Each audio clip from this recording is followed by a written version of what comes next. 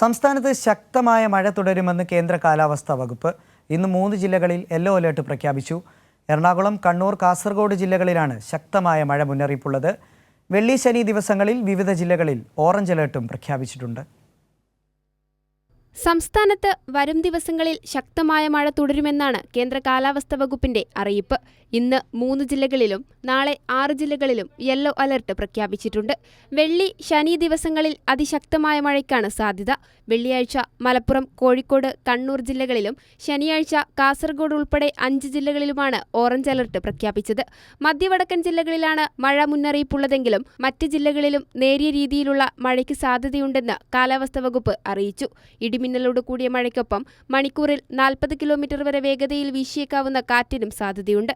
മലയോര തീരദേശ മേഖലകളിലുള്ളവർ അതീവ ജാഗ്രത പാലിക്കണം. കേരള തീരത്ത് കള്ളക്കടൽ പ്രതിഭാസം നിലനിൽക്കുന്നതിനാൽ മത്സ്യത്തൊഴിലാളികളും തീരദേശവാസികളും ജാഗ്രത പാലിക്കണമെന്നും 22 വരെ കേരള ലക്ഷദ്വീപ് തീരങ്ങളിൽ മത്സ്യബന്ധനം നടത്താൻ പാടില്ലെന്നും നിർദ്ദേശമുണ്ട്. കൈരളി ന്യൂസ്, തിരുവനന്തപുരം.